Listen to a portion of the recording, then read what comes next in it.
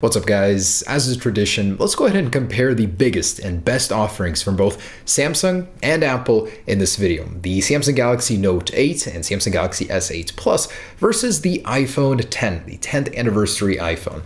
Now these things are extremely similar, they're selling at very similar price points, they're direct competitors to one another, but at the same time they couldn't be any more different. So that's why this is such a difficult video to make, but I still wanted to make it. Now I wanted to preface this video by saying I'm not promoted by either Samsung or Apple. They do not pay me. They do not send me free products. I do not get pleasure from, having one win over one thing or the other do something better than the other. I mean, I'm just going to talk about these phones, how they compete on paper, and let you guys decide for yourselves which one is better for you. I'm not trying to promote one or the other, guys. So anyways, let's go ahead and see how these compare features, design, software, everything wise in one little video. And I'm lumping the Samsung Galaxy Note 8 and S8 Plus together into one just because they're very similar. Aside from a 0.1 inch screen difference, a dual lens camera that's not all too different in testing, and a stylus, they're pretty much the same phone on the inside. So I'll be comparing them both in one video just to make things a little bit easier. Now, I wanted to start with build and durability. The iPhone 10 has a stainless steel border, something unheard of in smartphones. I mean, the Essential phone has a titanium border,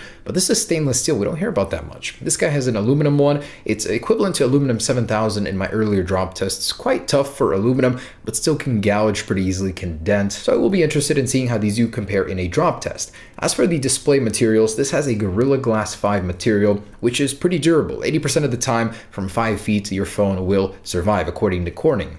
Now, this guy has a new glass that Apple says is the toughest glass in the smartphone market right now. That's amazing. That's an amazing claim. I would really like to test that. Water resistance here is not on the same page. The iPhone X has an IP67 rating, unfortunately, which was rumored to be the IP68 rating of the Note 8 and Galaxy S8 Plus. So this guy can go 5 feet underwater for 30 minutes and survive. This guy can only go 3 feet. So quite a divide there, unfortunately. Not as pool friendly, the iPhone 10. Now, comfort and usability. The iPhone 10 is a device that can easily fit in the palm of your hand. And for me, I can reach almost every area of the display with one finger. That is amazing. This is a phone that's definitely not made to be used with one hand. I mean, you got to stretch so far just to get anywhere. And of course, it has a stylus, so it's not really meant to be used with one hand. It's meant to be precisely manipulated with this stylus, to get a bigger picture, to multitask, and that's not something you can do effectively with one hand. So these definitely have a different approach to the displays. You've got a 5.8 inch one here, 6.3 inch here. It's huge, really.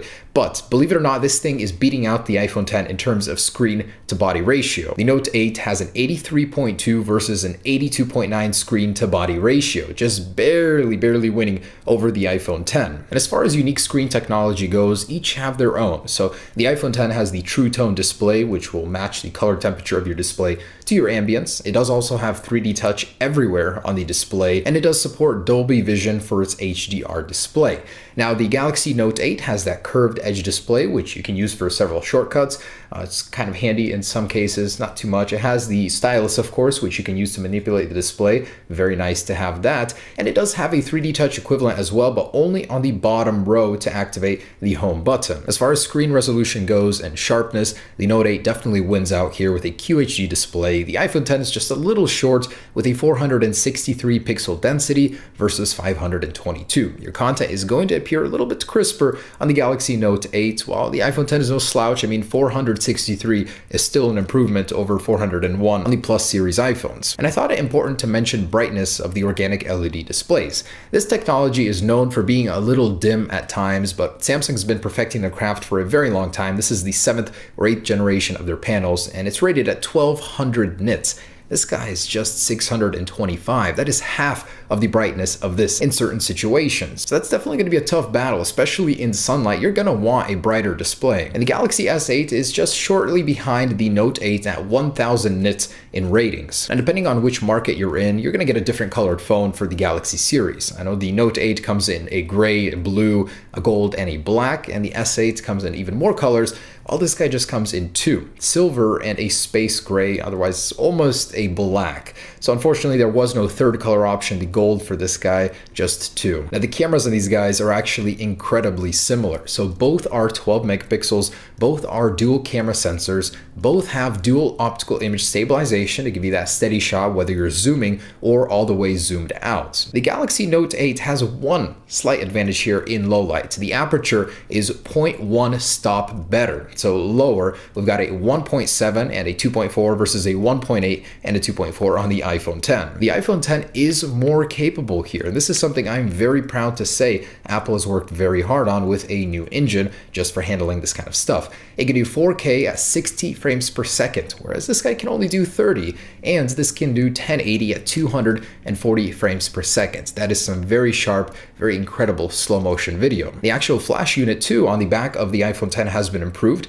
It's still a 4x flash, 4 LED flash, but it has a 2x uniformity. So when you take a picture in the dark, it's going to look 2x as good as it places that flash where it needs to be. This guy is just a dual LED flash. While it's very bright, very good, it doesn't quite match the iPhone 10. Now turning to the front cameras, the Galaxy Note 8 does have a more powerful shooter here. 8 megapixels versus 7 on the iPhone 10. It's capable of QHD video at 30 frames per second, whereas this guy just has 1080p, and it's got a better low light capability. So the aperture goes down to 1.7 versus 2.2 on the iPhone 10. Although this guy does have a portrait mode for the front, both do have that feature for the rear cameras. This one does have one for the front, as well as the new light portrait mode, which you can adjust the lighting and stuff like that. This guy does not have an equivalent for that. And not to mention the new animojis, the 3D facial tracking, which is a biometric safety feature, but also a really cool camera feature as well. Something that this guy cannot compete with. So as far as biometrics go, this does have a Touch ID sensor or fingerprint sensor on the rear.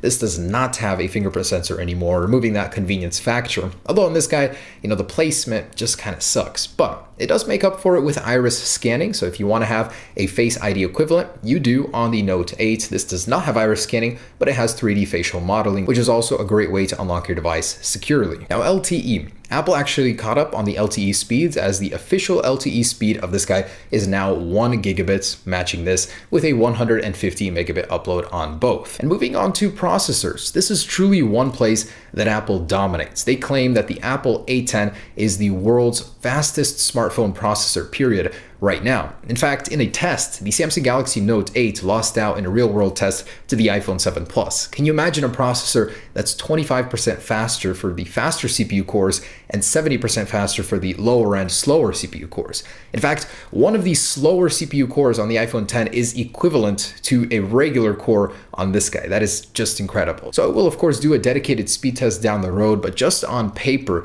Apple claims this thing is 25% faster right now than the iPhone 7 Plus. So we'll definitely have to test that out, but it seems like there's probably no contest here. And by the way, this is an 8-core processor. This is a 6-core. There are 4 fast, 4 slow cores here, 2 fast and 4 slow on the iPhone 10. And as far as RAM goes, 3 gigabytes rumored, found in the code for the iPhone 10, which is most likely correct, as everything else was also. And the Note 8 has 6, with the Galaxy S8 having 4. The Galaxy S8 does have an issue with reloading apps. Once you start loading many, it completely reloads them, doesn't save where you left off. The Note 8 fixes this issue by having an additional 2 gigabytes of RAM. And getting into some of the other stuff. So one of the things that I'm very proud of about the iPhone 8 is having stereo speakers. Not many smartphones nowadays have stereo speakers, so it's really great. And they're 25% louder than the iPhone 7 and 7 Plus and have more bass now as well. But the Note 8 does make up for that with the headphone jack. Unfortunately, the iPhone 10 still does not have one. It will not get one anymore. So for the people that haven't updated to a full Bluetooth lifestyle, having that headphone jack probably is a convenience factor. And something I wanted to mention about the iPhone 10, you really can't put a price on convenience. And the W2 chip and upgrade over the W1 in the iPhone 10 is amazing. It now has 85% faster Wi-Fi and 50% more efficient Bluetooth, which means your connections to your products are only going to get faster now. That is awesome, and that is something that I absolutely love. The instant pairing with AirPods, with compatible products, really cool. As far as storage goes, this comes in 64 and 256 gigabyte flavors. This comes in 64, 128, and 256, depending on what market you're in, but also does have expandable storage. And that is a convenience factor you can also not put a price tag on, because you can upgrade your storage to whatever you want. SanDisk just came out with a 400 gigabyte micro SD card, and you better bet a lot of people will be putting that into this thing, exceeding the storage on the iPhone 10. Now, battery life, it's hard to measure because we don't know the actual milliamp content of the iPhone 10 battery, but in specs, it's pretty close. You get 21 hours of talk on the iPhone 10 versus 22 on the Galaxy Note 8, and 60 hours of music playback versus 74 on the Note 8. Definitely does have a bigger battery than this guy, and the specs are slightly better too. And fast charging, I'm actually quite surprised. In 30 minutes,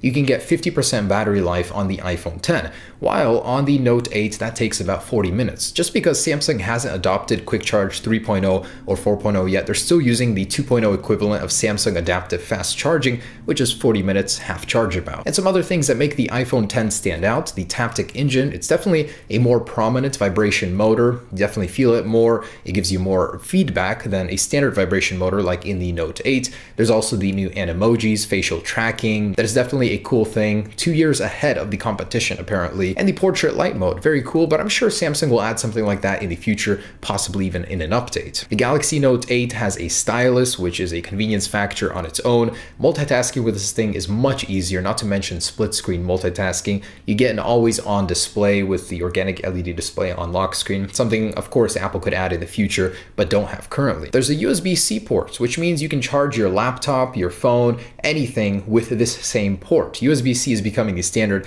and Apple is still resisting it with their Lightning port. You can dock this thing and it becomes a literal computer. And price. So pricing here is actually pretty similar.